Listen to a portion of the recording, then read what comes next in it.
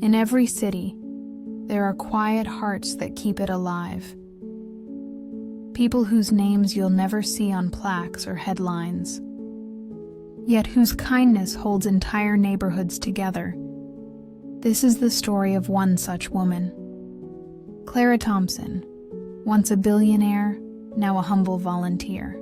A woman who traded her fortune for peace and found herself again among the forgotten corners of Seattle, but when her estranged niece returns with promises of progress and plans that threaten to erase everything Clara has built, old wounds begin to stir, and the truth she's hidden for years steps quietly into the light.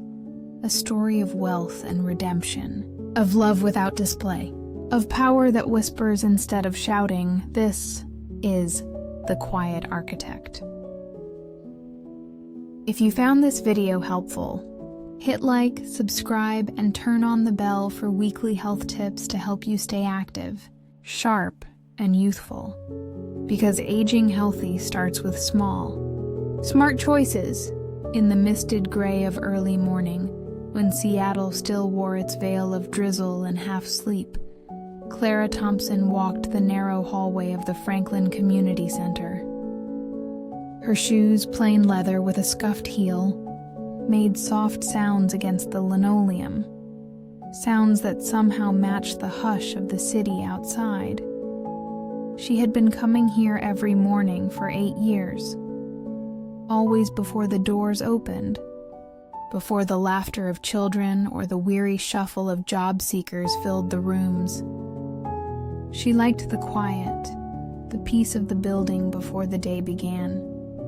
She'd make tea, wipe down the tables, and sometimes stand by the wide windows, watching the neighborhood wake, an old district of low brick houses, shuttered shops, and murals painted by hands that still believed art could heal the broken. Clara Thompson was, by all accounts, a nobody here, a quiet volunteer who never missed a shift, who ate modestly, dressed in clothes that had long lost their tags, and took the bus even when it rained.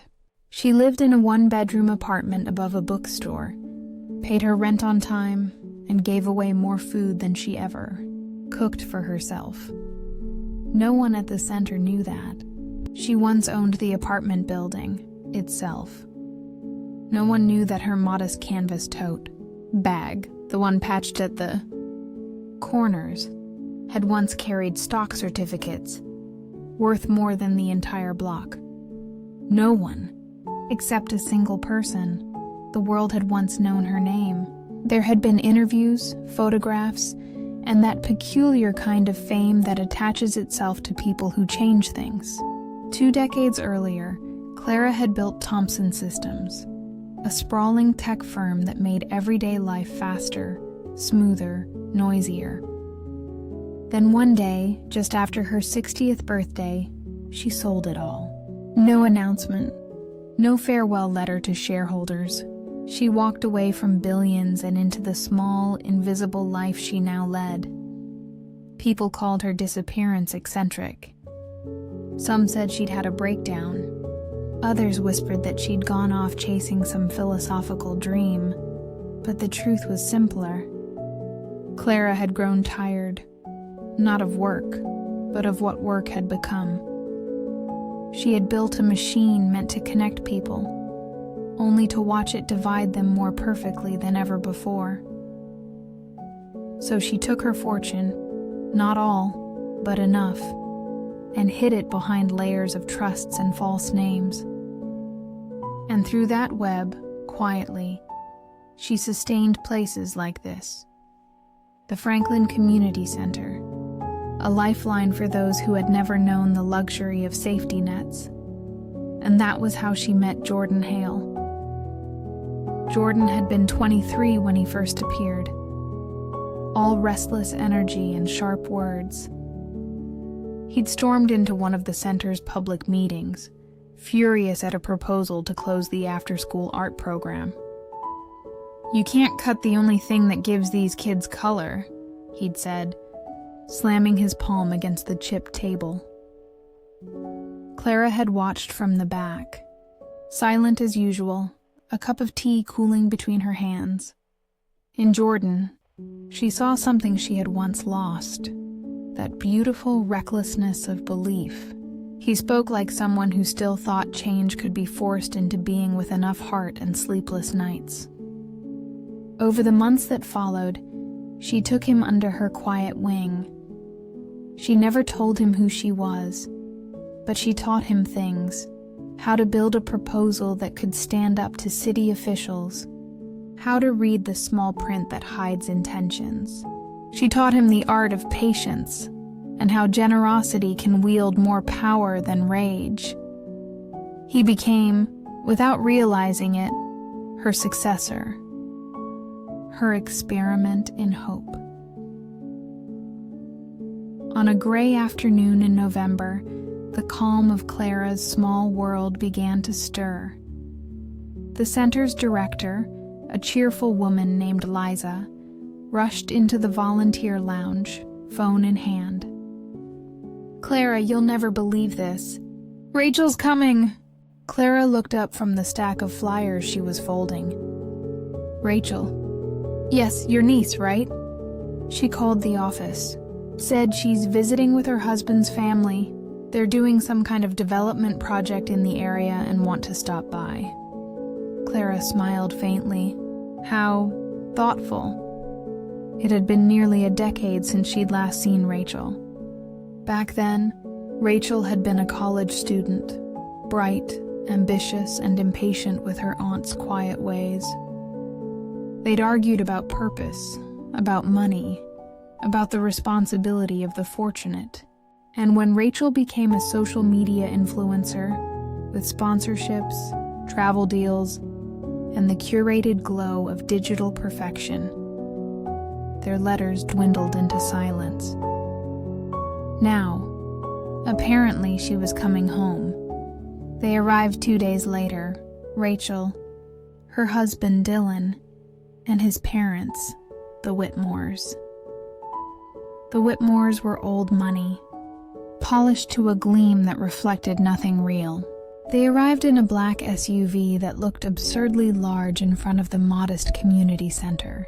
Dylan stepped out first, tall, handsome, with the easy arrogance of someone who never had to worry about rent. Then came Mrs. Whitmore, in a coat the color of new pearls, and her husband, who walked as though every space he entered already belonged to him. Rachel followed last, beautiful, fragile-looking in her fashionable boots and soft gray scarf. She saw Clara and smiled, though there was hesitation in it. "Aunt Clara," she said, her voice warm but tentative. "It's been forever." Clara wiped her hands on her apron and embraced her niece lightly. "You look well."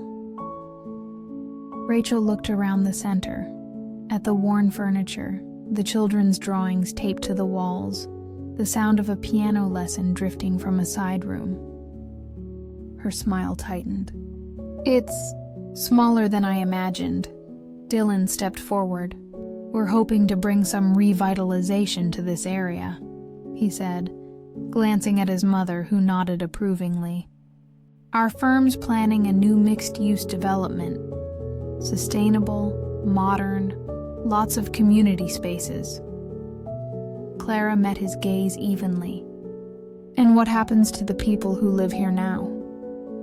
Mrs. Whitmore smiled as if the question were quaint. "We'll offer relocation assistance, of course, and new job opportunities once the project begins. Progress sometimes requires adjustment." Clara said nothing. She only nodded, as though she understood, which in truth she did. Far too well. That evening, after the visitors had gone, Clara sat alone in the center's kitchen. Rain tapped against the windows, and the city beyond felt both near and far, like a memory that wouldn't let go. She thought of Rachel, of the eager young girl who used to spend summers in her lab, asking questions about how things worked, and of the woman she'd become, perfectly sculpted by the age of digital admiration, caught in the glittering loop of self-display.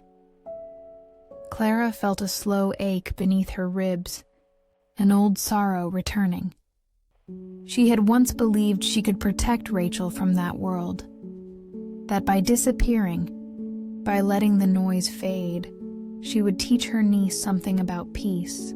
But silence, it seemed, had only made the distance grow wider.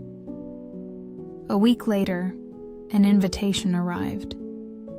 A glossy envelope, thick paper, gold lettering. The Whitmore Foundation Gala, a celebration of renewal. Beneath the formal title, a small handwritten note, "Dear Aunt Clara, we'd love for you to be our guest of honor. Your volunteer work embodies the community spirit we wish to uplift." With love, Rachel Clara smiled to herself. "Guest of honor," she murmured. How kind of them. Jordan found her reading it in the office later that day. "You're actually going to that?" he asked, incredulous.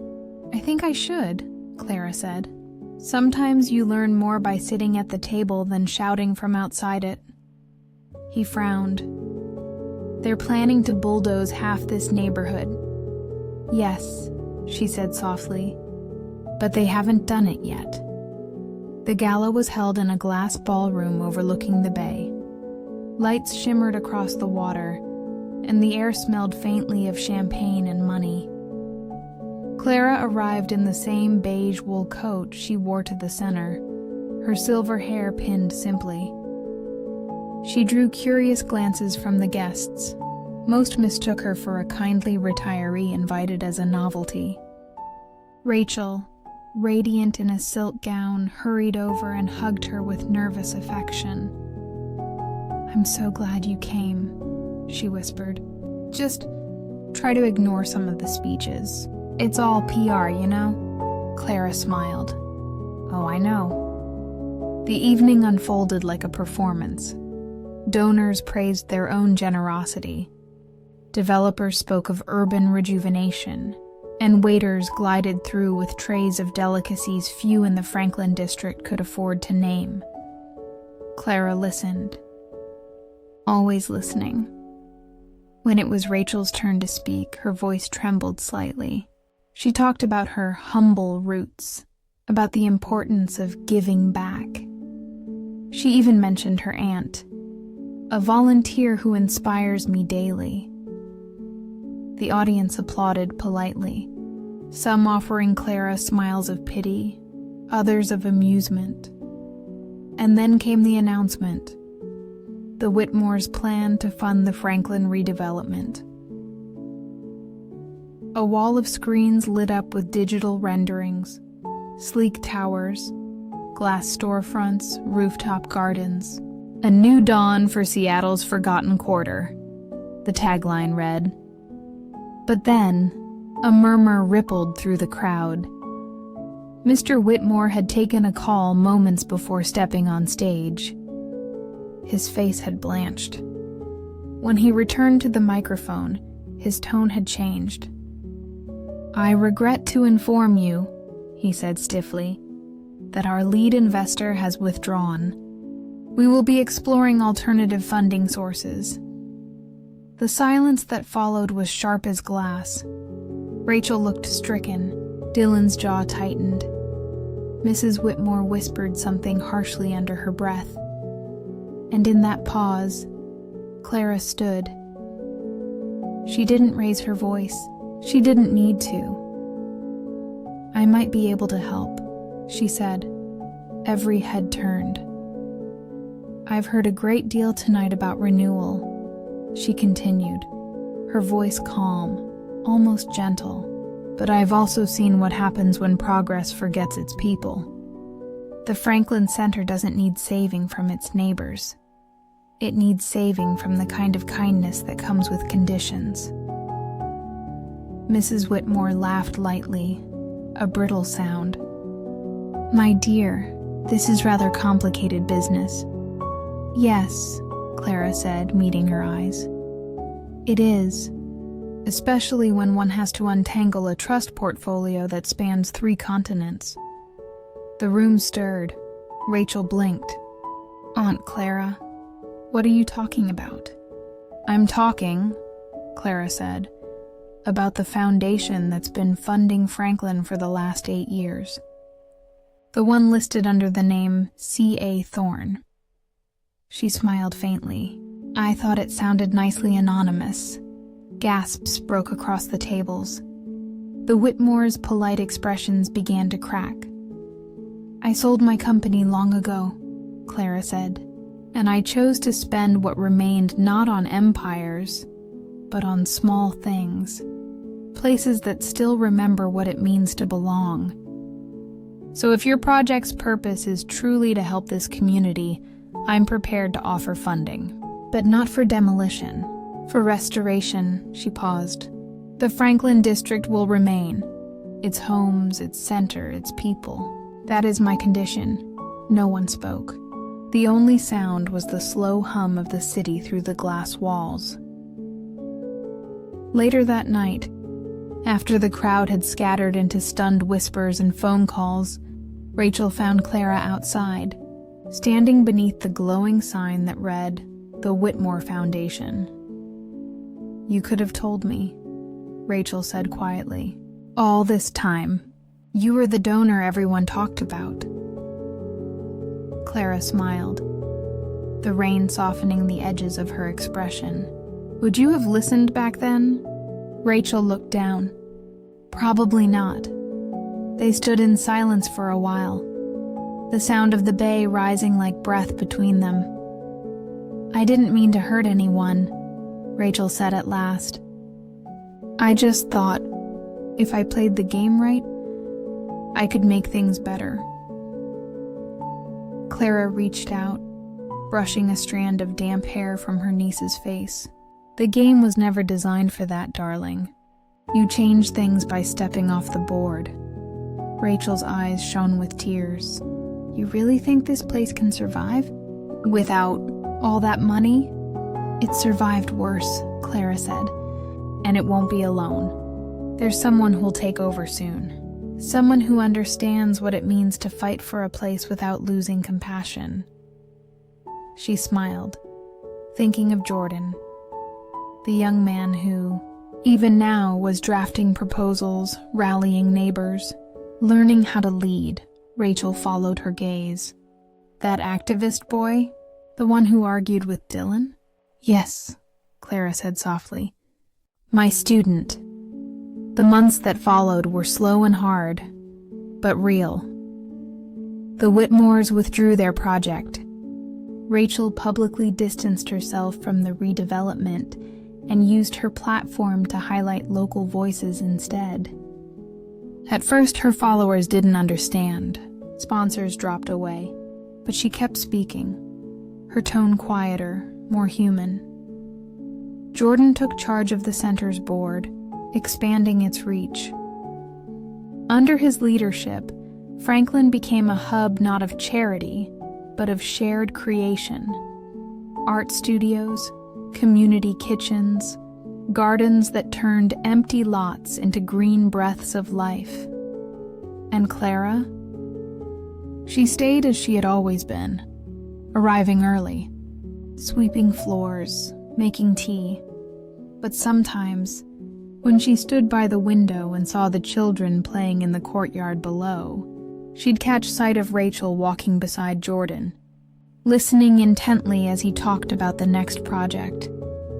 There was something gentle in that sight, a reminder that even broken things can grow again, given patience and rain. Years later, when Clara's name finally surfaced, when newspapers uncovered the truth about the anonymous benefactor who had quietly transformed entire neighborhoods, she was already gone. She left no grand farewell, no press release, no monument, just a letter, left in the Franklin office, addressed to whoever comes next. It read, "Wealth is only noise if it speaks of the giver. Let yours whisper of those who build after you. The work is never finished. It only changes hands. The letter was signed simply, Clara Thompson. On the anniversary of her passing, the community gathered under the mural she had helped fund, a painting of hands planting a tree whose roots intertwined with city streets. Rachel stood beside Jordan, now director of the Franklin Trust, watching children paint new blossoms onto the tree's branches. "She'd like this," Rachel whispered. Jordan nodded. "She built it for them. For all of us." Rachel smiled faintly. "For hope." And as the evening light turned the mural gold, it seemed for a moment that Clara herself was there, her reflection caught in the glass windows of the center she had loved, her quiet spirit lingering like sunlight after rain. Thanks for watching, and we look forward to seeing you in the next video.